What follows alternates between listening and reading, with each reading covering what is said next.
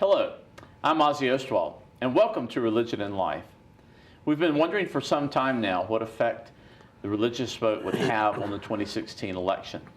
With us today, now that the election is over, is Dr. Randy Reed, who can help us to understand some of the patterns that emerged during this year's election. Welcome, Randy. Thank you, Ozzie. So it's going to be hard, I think, to continue our focus on religion today. There's so many factors, and of course, we're just fresh off last night's election. We're going to be looking at some exit polling and some raw numbers, but these numbers might change, so we'll just keep all that in mind. But what I'd like to explore with you today is how you think and what other critics think happened with religious commitments and values, and how those commitments might have been translated into trends and votes in 2016. So maybe we should just start with the presidential race. We get our two candidate images up there, Hillary Clinton and Donald Trump. Of course, the outcome, if you looked at polling and trends, was a surprise. Although, as we look at exit polls, maybe not. So let's just maybe hear your first comments on the outcomes, then we can maybe look at some exit polling data. Yeah, I think going into the election, there was some real question about whether the evangelical vote would be as firm as it had been in the past. There was some question about whether the rise in Hispanic voters would affect the Catholic vote. And whether it would end up being as Republican as it had been, whether it would actually go Democratic this time. So I think there were some real questions about what was going to happen, and I also, I think this election was a big surprise to everyone. I think the other thing that I specifically look at is millennials and millennial nuns, and these are individuals who say they have no religion. They are generally people who have sort of dropped out of religion, and they were a significant part of the Obama coalition, and whether they were going to actually come through for Hillary. Okay. And those were the kinds of questions that I had going into this election, and I think I was sort of surprised because Trump was a kind of interesting character in this way, in that he was not somebody unlike somebody like Ted Cruz, right? Who played up his religiosity.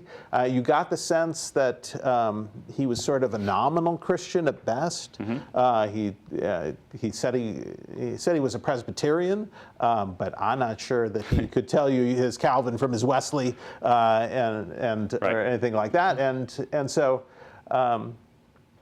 In some ways, this election was significant precisely because it was so non-religious, right? Okay. Religion played such a small role in sort of the public discussion. I mean, take the debate, right? The last debate where they actually got onto the issue of abortion, it was all about. It was all about the discussion about women's health and what was but never did it get into a religious discussion. So when you say it's non-religious, you're really talking about the candidates themselves and the way they addressed issues, and maybe we'll come back to some of those latter comments you made about the religiosity of Trump versus Clinton. But let's first look at some numbers, because you had suggested that. One of the questions was whether there was real evangelical support out there for Trump. Some of the polling suggested there was. So let's look at this first slide if we could. And this is based on exit polling. So again, these numbers might change, but based on our earliest exit polls, 27% of all voters identified as white evangelicals. And 46% of Trump supporters identified as white evangelicals. That's a very significant chunk of the white evangelical vote. And then, of course, Clinton's share of the white evangelical support was very small. Yeah. Does that reflect the sort of alignment that you would expect from the evangelical voter? Right, and I actually looked at those numbers a little differently.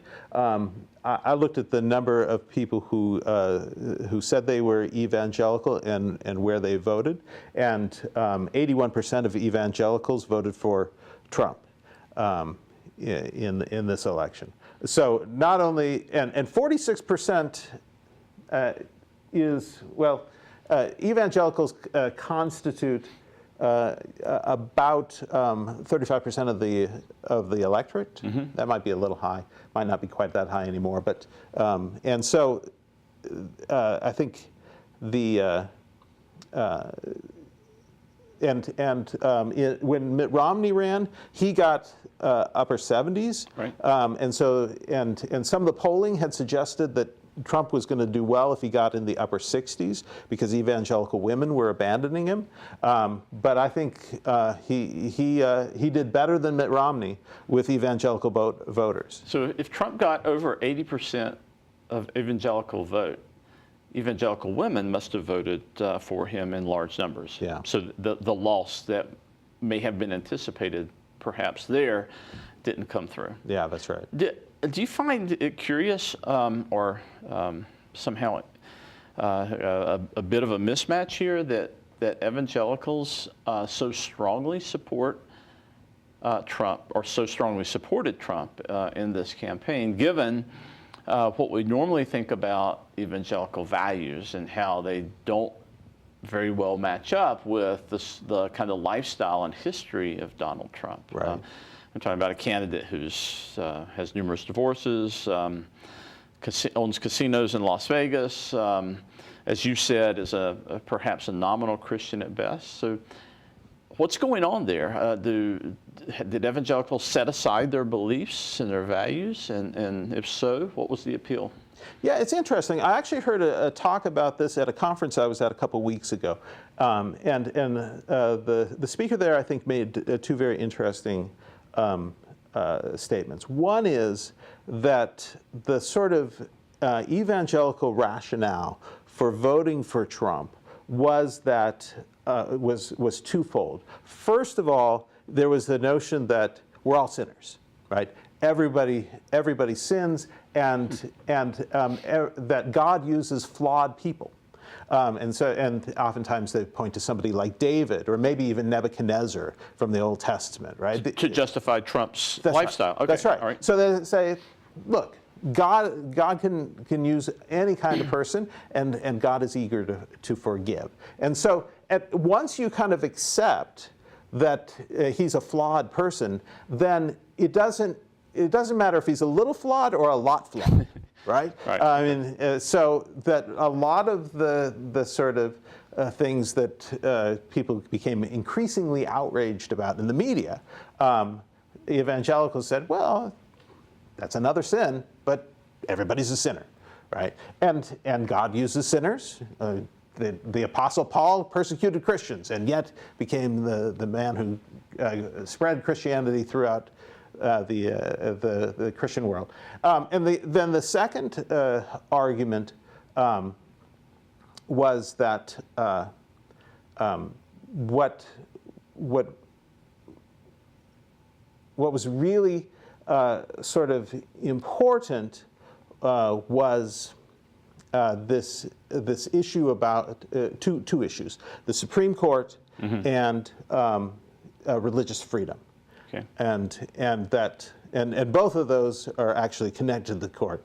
So Roe v. Wade and the abortion issue and the religious freedom, both of those are going to be decided by the Supreme Court. The Republicans played this game where they refused to confirm Obama's pick in hopes that a Republican would take office and they could put another conservative Supreme Court Justice on the bench. So is the hope for the court still based on the idea of an overturn of Roe v. Wade? Yeah, I mean, this does seem to be continue to be a significant issue. Okay. And even as the states have sort of contracted abortion rights, the Supreme Court has still basically upheld Roe v. Wade. So Roe v. Wade, I think, continues to be a significant issue. But I think this issue of religious freedom, which is, can you force a cupcake maker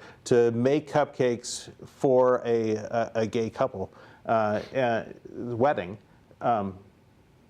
or if they refuse to do that on religious grounds, does that constitute a matter of their free exercise of religion? Right. I think this also is a significant issue for evangelicals. Okay. Yeah. Let me ask you this. We were talking earlier about the white evangelical churches where women are still, by and large, not included in the hierarchy and power structures of those churches. We might talk about the Catholic Church as well along those lines. Do you think there's any resistance within the evangelical ethos against women being in positions of power? Do you think that came into play at all in this vote, or is that just a sideline issue at best? I think it might have had some impact. I haven't seen numbers that would verify that. My intuition is that this plays some role because the president is more than just a public figure. And I think you're familiar with this notion that we actually have a civil religion, right? Right. We have a separation of church and state. Because we don't have an official church, like the Church of England or the Church of Denmark or something like that. We don't have a Church of the United States. We have instead this sort of civil religion. And that the president acts as a kind of a high priest of that that civil religion. If that's the case, then you could see that there would be some sort of intuitive reaction against giving that position to a woman for evangelicals. Okay. Well, and maybe Catholics too. Okay. So far we take away from this that white evangelicals, at least, did support Donald Trump in this election, as many suggested would be the case. Perhaps even the support was stronger than the expectations, and that may have played a role in, certainly played a role in Trump's election. Let's look at the numbers for Catholics as well. Get our next slide up. There's similarly very strong support, or was very strong support, and your numbers may be different. Again, these are changing, among white Catholics for Donald Trump. 54% of white Catholics voted for Trump, as opposed to 38% for Clinton. And again, these numbers are based on initial exit polling. Does that correspond to the statistics that you've been looking at? Yeah, I've actually been looking at the larger number of Catholics in general, but I think your numbers there of white Catholics probably make sense. Because overall the Catholic vote was a little lower than that for Trump. It was 52% and 45% for Clinton. Mm-hmm. But I suspect the difference there in terms of numbers has to do with the difference between white Catholics and Hispanic Catholics. Okay. So what's behind the support for Catholics for Trump? Is it the abortion issue, the pro-life movement that's very strong within Catholicism? And how does that compare to, I would think normally we think of issues surrounding social justice when we think of the American Catholic Church. And we might think that Hillary Clinton would be the candidate that would be more representative of issues surrounding social justice. So what's going on with these numbers? Is it the abortion issue? Is that the hinge? Is that the key here? I think the abortion issue is important. I do think that the gay marriage issue remains important for Catholics. But I also think that what we see with white Catholics and what we see with white evangelicals is that they are losing they're young people. Millennials are dropping out of both of those, and they're actually dropping out of Catholicism at a greater rate than they are any other religious denomination. I saw a study that came out by PRI just a month or so ago, where they said that the Catholic dropout rate for millennials was reaching, it was 10 points higher than any other denomination. So that what we see with white Christians is an increase in age, right? The median age is increasing as they cease to have sort of younger people that are coming in, and their generational replacement rate is reducing. And so you have in both evangelical churches and in white Catholic churches, older congregations tend to be more conservative.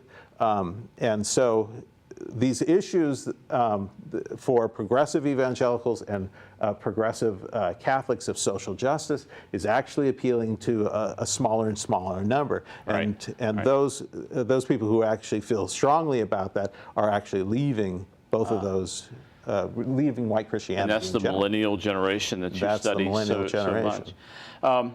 We might come back to that, but before we run out of time, I would like to talk about North Carolina a little bit. North Carolina was heavily red. The state went for Donald Trump, and in the Senate and congressional races went Republican. The only kind of anomaly in North Carolina was with the gubernatorial race. Right. The incumbent, and this is still being decided, right? The race has not been conceded yet, but right now it looks like the Democratic challenger, Roy Cooper, will unseat Pat McCrory, the incumbent Republican. Yeah, it looks like he's got about a 5,000 vote margin. What I saw on the New York Times before we came in here was that 100% of the vote was in, but they hadn't actually declared a winner. So I assume there's still provisional ballots and that sort of thing that they're sorting through. So we will see. It's possible that McCrory will lose on that. Well, help me unpack that now, since the state was so red. I mean, it seems to me that the key issue here has to be HB2 at some level. I think that's right. So maybe just briefly describe HB2, McCrory's support of it, and how you see that might have affected the voting patterns in North Carolina. Yeah, so HB2 was a bill that the legislature passed because of a bill that Charlotte passed, which basically allowed anyone to use a bathroom that corresponded to their gender identity. And so HB2 said, no, you can only use a bathroom that corresponds to your gender identity on your birth certificate, not whatever you currently identify with. And this created a firestorm across the nation, really. And there's been significant economic fallout for this. Many conferences have canceled their coming to North Carolina. Businesses, I think like Google and Microsoft, have said, we're going to look other places to invest. I think the NBA said that they wouldn't have their All-Star game here because of that. So there's been significant economic fallout. And I'm not sure. So and McCrory sort of doubled down on HB2 throughout his campaign. I'm not sure that religion plays as much of a part in this as economics do. And I think the appeal of Trump, I mean, as we talked, right? Mm-hmm. Trump is sort of a non-religious candidate. Right. And while religious people seem to have voted for him, they didn't vote for him because he was religious. Right. And so here again, it seems at some level that maybe what's the factor that's actually driving that vote is economics, right? Really, it's fine to have kind of your culture war issues unless it starts affecting the pocketbook. And then we need to have a separation of sort of church and state here. And I think that might be what we're seeing in the governor race. But it's still very close. Very close. But what I hear you saying here is that the gubernatorial race might be a key for understanding the white evangelical vote this time around, because I would think that HB2 would be the kind of issue that white evangelicals would support. Right. So what we may be seeing, or what I hear you saying both in the presidential race and in the North Carolina gubernatorial race, is that while you have the white evangelical vote providing a strong block for Republican candidates, it may be less about religious commitments this time around and more about political factors or economic factors. Right. I think when we look at sort of the economic breakdown of who voted for Trump, that there's it seems clear that people who are sort of not the poorest people voted for Hillary, but sort of people in that middle tier that feel like they haven't gotten the benefits of globalization, that these trade deals have sort of impacted them negatively, that businesses have left, and that nobody's looking out for them. Those are really the people who lined up to vote for Trump. And while lots of them are evangelicals, it does seem like they were more motivated by pocketbook issues at some level than they were by ideology. Okay. Well, I haven't left you much time to talk about the future, but we do have a couple of minutes left. Maybe, what do you think these patterns and trends suggest for the future of evangelicals in the political realm? Does this seem to indicate a revival of evangelical power, or does this perhaps foretell a lessening of religious influence in terms of religious commitments and values? I could see it going either way, but maybe you can comment briefly on that. So I kind of think, I look at this generationally, and I see the millennials as being far less religious, right? The number of millennials that say they have no religion is almost at 40%. So it's huge. And as we have this kind of generational shift, the religious nones, which are those people with no religion, actually kind of underperformed in this election. Overall, they're about 20% of the population. They were about 15% of the electorate. So they kind of underperformed here. But I think and I think millennials too. Millennials were at about 19% of the population in 2016, or the voting population, which is the same that they were in 2012. And there's more millennials now than there were in 2012, right? Right. So I think they underperformed in this election as well. But as they get older, if these trends of moving out of religion, saying that religion is not important, continues, then I think what we will see is a decrease in evangelical political power and an increase in the political power of these religious nones. And I think they have very different issues than the evangelicals do. So it sounds like we're perhaps witnessing a secularizing trend here. Generationally, as you mentioned, as the rise of the millennials continues, and by the way, the millennials went strongly for Clinton in the presidential race. Yeah, though not as strongly as some thought. I mean, right. I was surprised that Trump ended up with about 37% of millennial vote, and I would have laid money that he wouldn't have gotten as much as 30. That is a bit surprising. And yes. so yeah, I mean, I think here again. The other thing with the millennials in this vote was the percentage of them that went for third-party candidates. Right. Almost 3 times the number of millennials voted third-party as did baby boomers. So they were clearly unhappy with both of those candidates, and rather than at least a portion of them, rather than choosing between what they thought were the lesser of two evils, they voted outside the two-party system. Well, this is fascinating, and time will tell, I guess, whether right. we're going to see a continued evangelical presence and stronghold in certain voting patterns, or whether the secularizing trend that you foresee coming will impact us in the next few elections. But certainly, thank you for helping us to analyze this. It's still very fresh and very raw. Some of the numbers will change, but as of now, Donald Trump is our next president. Looks like Roy Cooper might be our next governor, and we'll just have to have you back and look at this again. Thank you so much. For this week, that's it. Again, I'm Ozzie Ostwalt, and I will see you next time.